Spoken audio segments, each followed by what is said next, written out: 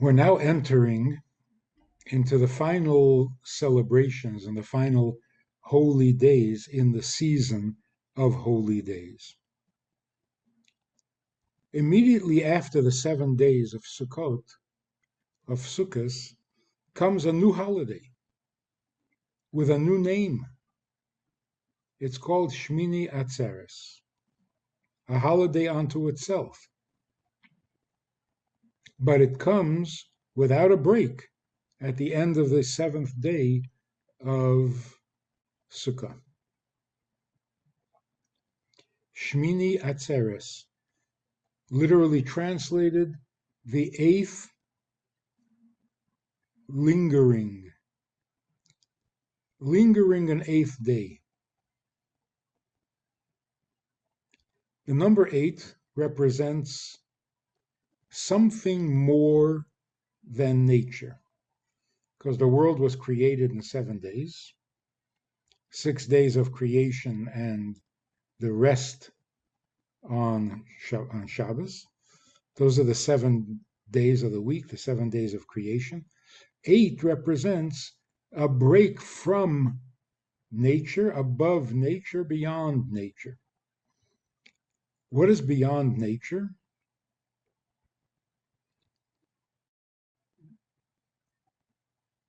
In a godly sense, referring to God as creator, that's nature.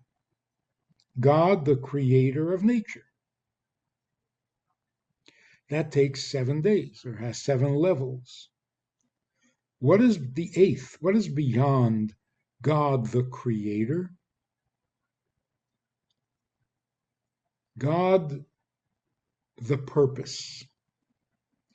See, first God has a purpose for creation, then he creates. Sensible. Don't do something before you have a purpose for it, before you have a need for it. So, the 8th day of the holiday represents the God beyond nature, meaning God's intention and purpose for creation. Purpose always comes before the fact. So it is higher, more personal. Creating the world is not very personal. What motivates it is personal. Like buying flowers is not very personal.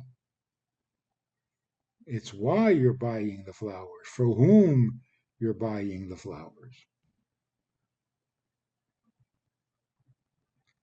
So the Medrash says it's like a king who makes a banquet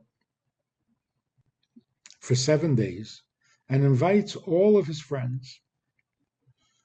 When the 7 days are up and everybody else leaves, God asks his closest friends, his children, stay another day so that we can spend some time just us.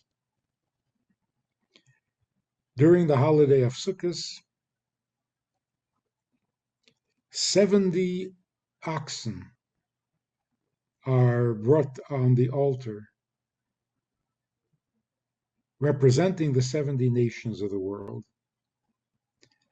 So in one of the most joyous and most holy of events in the temple back in the good old days, when Jews were celebrating the miracles and the closeness to God represented by the 40 years of God protecting us in the desert with clouds that protected us from the sun and from the dust. At the height of that celebration, we offer up a sacrifice for each of the 70 nations, that they should succeed and that they should be stable. They should serve God in the way that they're supposed to serve God. So it's a universal event in a sense. But after that is done, God says, okay, now something a little more personal. Everybody else has left, it's been taken care of. The nations of the world are going to be good, the world's going to be good. Now, something a little more personal. He asks his children to linger, stay another day. That is the eighth day, and it's called Atzeres, which means to linger, to withhold leaving. And God says why. He says, because kosho olai pridaschem, your leaving is painful for me, hard on me. Like a parent whose children come to visit, and at the end they have to leave. And the leaving, the saying goodbye, is bittersweet.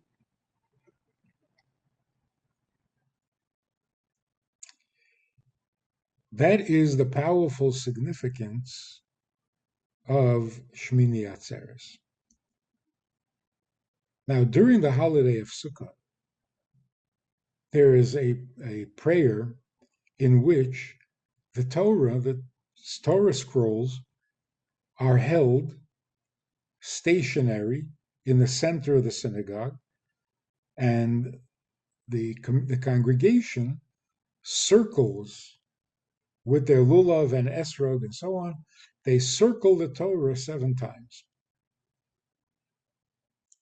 On Shmini Atzeres, on the 8th day, the Torah scrolls are held by the people, and with the Torah in their arms, they circle the altar, so to speak, in the temple, 7 times. So here's the contrast. During the 7 days of Sukkot, the Torah is stationary in the center, and we circle the Torah. On Shmini Atzeres, the Torah circles. We're dancing around the table where the Torah is read, holding the Torah. We become the legs for the Torah. The difference being, symbolically at least, when we're dancing around the Torah, we are celebrating our joy with Torah. We're grateful for the Torah. We're in awe of the Torah. We are committed to the Torah. But on Shmini Atzeres, it's the Torah that is celebrating its people. So the Torah is dancing, or wants to dance, but it doesn't have legs. So we become the legs for the Torah to carry it around so that it can dance its joy.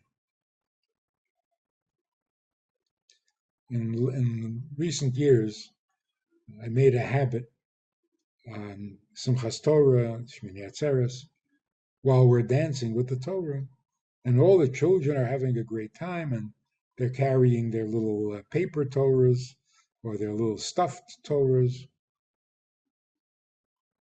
or flags. And I stop, just randomly, I stop a kid and I say, why are we dancing with the Torah? And either the child knows, he has an answer, or doesn't. I said, no, the reason is, and I whisper it, the reason is because the Torah doesn't have any feet. And the kid giggles, and I say, the Torah wants to dance, but it doesn't have legs. So we take the Torah in our arm, and we dance like becoming the legs for the Torah so that the Torah can dance. So here it's not our joy with the Torah, but it's the Torah's joy with our legs.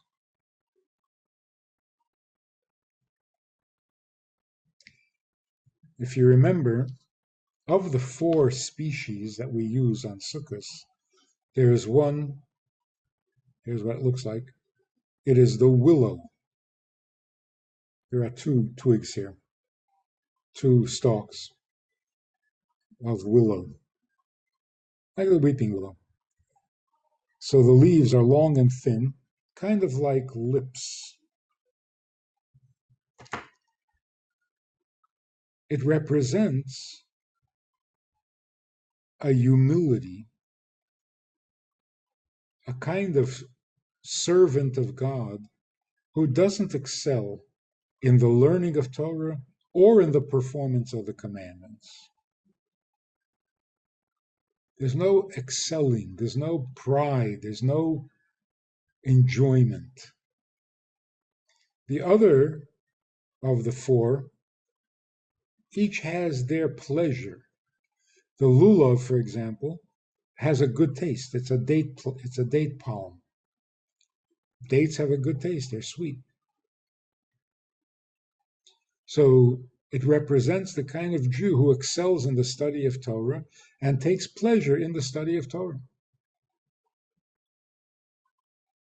Then there's the myrtle, a very pleasant scent, a very enjoyable scent, smells delicious. It represents a person who excels in the performance of mitzvahs, the good deeds that create a good reputation. And reputation is called a perfume because it spreads. You weren't there, but you heard that so and so is special. So, like a perfume, it's not visible, but it spreads. It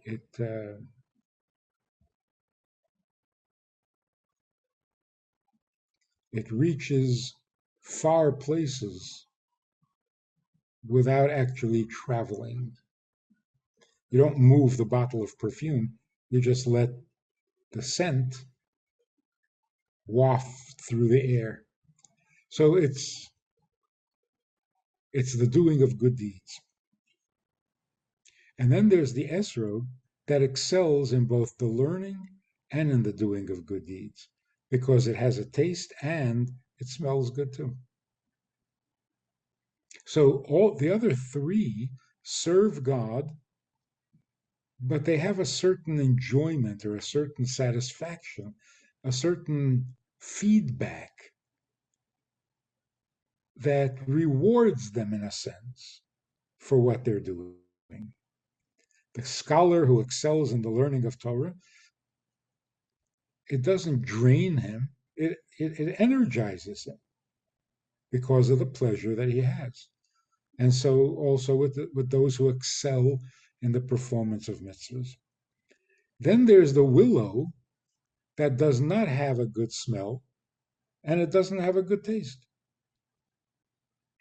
Not because it's lacking in Torah or lacking in mitzvahs, but because it doesn't take pleasure in it.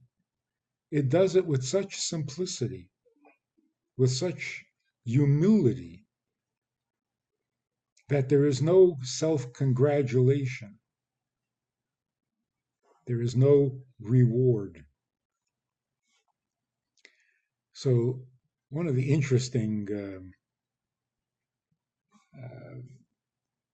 insights into these four plants is that, if I remember correctly, there's the medrash that says that the lulav represents Joseph, who stood tall. The esrog represents King David, who was very humble.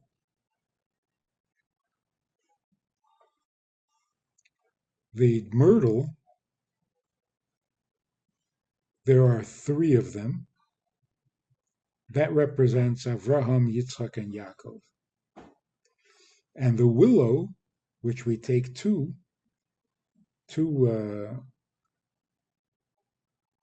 reads, that represents Moshe and Aaron.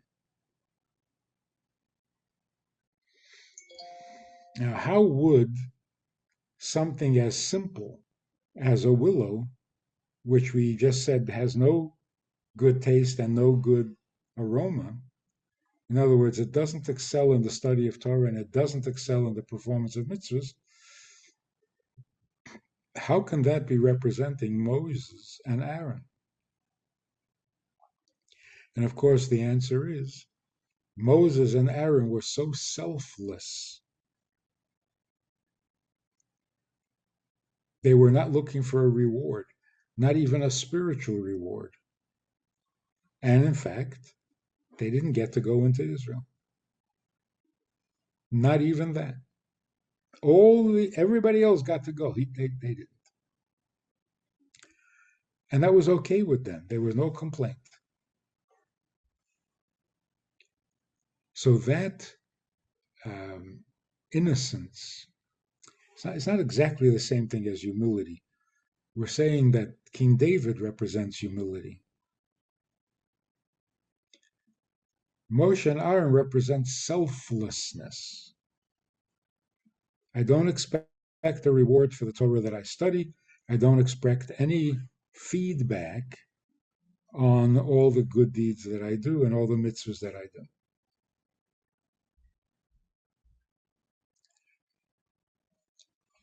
That's during the 7 days of Sukkot, when we join these four species or these four plants to each other, meaning we're all united. Those who excel in Torah, those who excel in mitzvahs, those who excel in both, and those who don't excel in either one. We join them all together, and that's how you have a community, or a people, or a nation. Then comes Simchas Torah, or Shmini Atzeres. Shmini Atzeres, we become the legs to the Torah. It's pretty much the same idea, but brought down into a more graphic, more physical expression.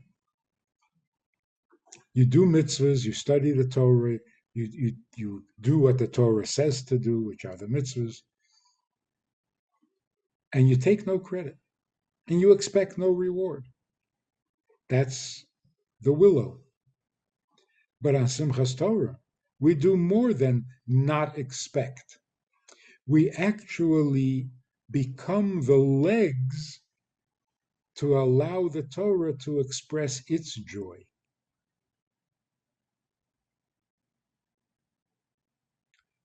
The legs, not the heart, not the head, not the eyes, nothing talented, nothing impressive, nothing that's going to get a lot of attention. It's just the legs. Just plain movement, jumping up and down.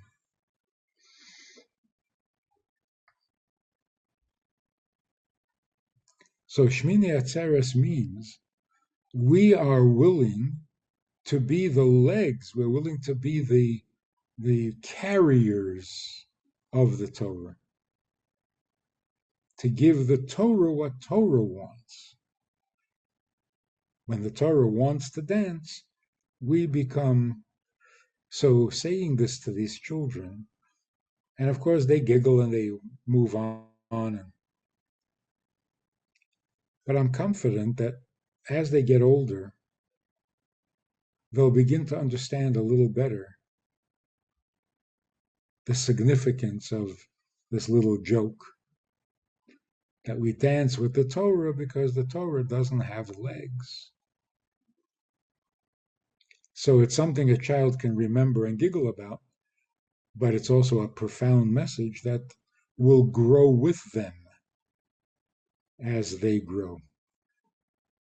Because that really is the proper understanding of Shmini Atzeres.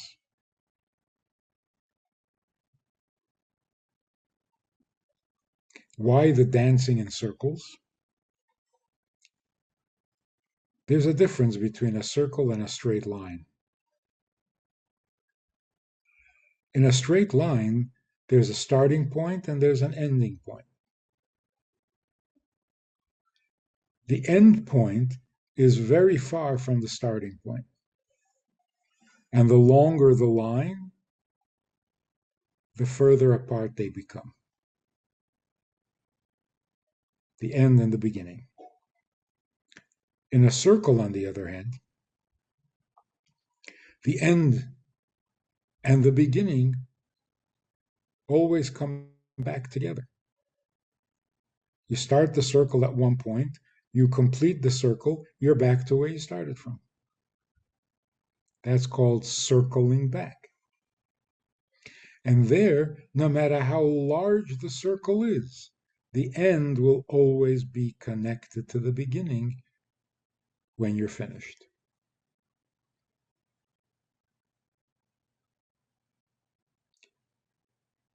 What that represents, at least one of the things, it represents endlessness.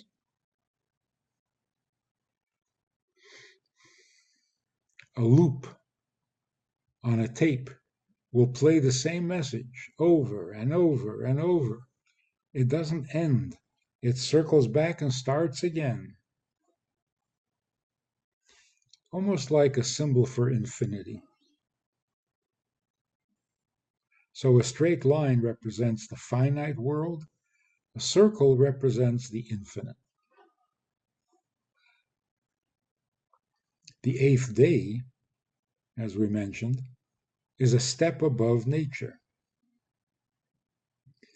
So we circle 7 times. That's an interesting combination because circling is beyond limits and 7 is the limit, beginning and end of a week. But when we turn that into a circle, then we transcend the 7 and we reach the 8. Again, the difference between the 7 and the 8. 7 means the creation that God creates, and 8 means the purpose for which he creates it.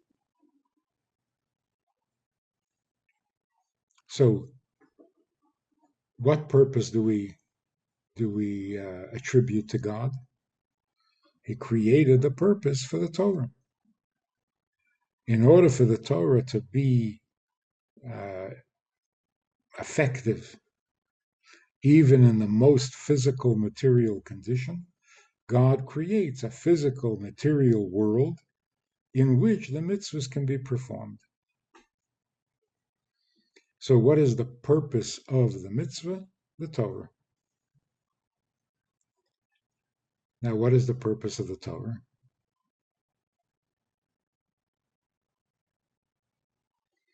The purpose of the Torah is to connect us to him, to God. The Torah is our link, our connection to God himself. But that's only if we can get rid of our own built-in limitations. If we are earthbound, if we can't see past the nature of the world or the nature of the human being, then we can't get past ourselves. We're stuck in the 7, and we are a straight linear existence. And we start at one point, we end up someplace else, and it always ends. Beginning and end. But if we can get past ourselves, then the Torah will connect us to God, which is where we all started from. The soul is a little piece of God. It gets separated from God. It comes down into the world for 120 years, does what it's supposed to do, and then reconnects to God. Not necessarily through dying. It reconnects to God through completing the mission. So it comes full circle. And that's why joy or dancing is also symbolic of infinity. Because when you're joyful, all limitations are off. Like that famous expression, dance as if no one is watching. That's real dance. If you dance like someone is watching, you're not letting go. If you don't let go, you're not really happy. You're still too self conscious to be truly, spontaneously, sincerely happy because people are watching. Puts a restriction on your joy. Interesting that during a wedding ceremony, the bride circles the groom 7 times.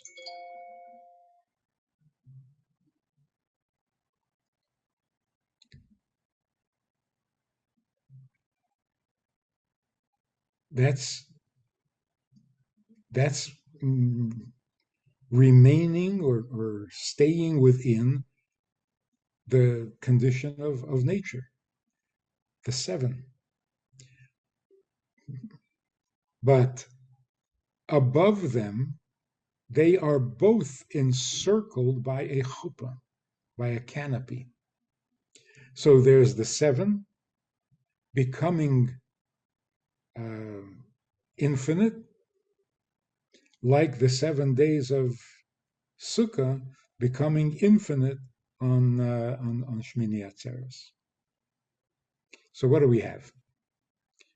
We have the selflessness represented by the willow, which we carry around the Torah during Sukkot. Now we are carrying the Torah itself around God. We're carrying the Torah because the Torah is rejoicing and we are selfless enough to be the feet.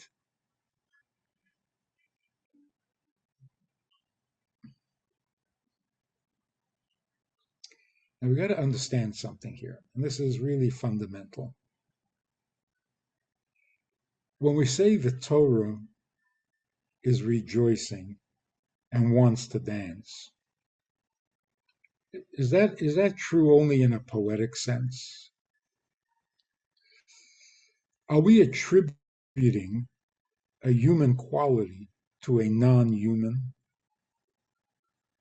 When we say God says, stay another day because it's hard for me when you leave, is it hard on God? Or is that what we call anthropomorphic? You're taking something that belongs to God. I'm sorry. You're taking something that belongs to the human being, anthro, like anthropology, study of people. You're taking a human quality and you're applying it to a non-human. You're applying it to God. So it's anthropomorphic. It's a human description applied to something other than human. That's how most people have understood it for a long time. When we say God's arm, God's eye, God said, God got angry, anthropomorphic. It's really human qualities, and we're applying it to God in a manner of speaking, not to be taken literally. In recent years, we have discovered, or it has been revealed, that the truth is exact opposite. Everything begins in God. So God's arm is an arm. God's eye is an eye. God's speech is speech. God's pain is pain. Now, we are created in his image, so we, on our very limited physical, finite plane, we also kind of speak. We also have something like an eye. We have something like an arm. We also kind of get angry, but it's not the real thing. We are an image, a copy of the real thing. So instead of saying God got angry, that's anthropomorphic. No. When a human being says, I am angry, that is diopomorphic. You're taking a divine attribute and you're attributing it to a human being. Anger belongs to God. He is the creator of the world. He is the master of the universe. If you're messing up his universe, he gets angry. That's appropriate.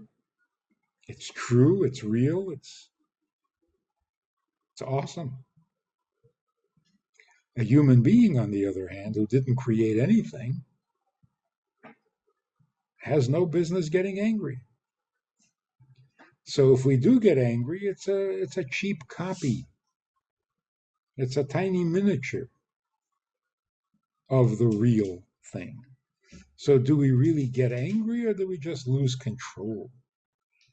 We speak the way God speaks. Well, not really. That's diopomorphic. We're attributing a divine quality to the human being. And why do we do that? Because we're created in his image.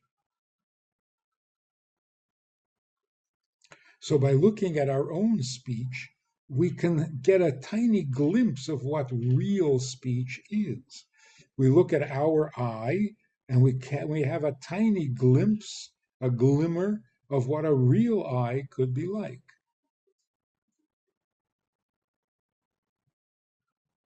So when we say the Torah is rejoicing, when we say God is pained by the separation, by our leaving, it is actual, it is real, it is literal. It's the real pain.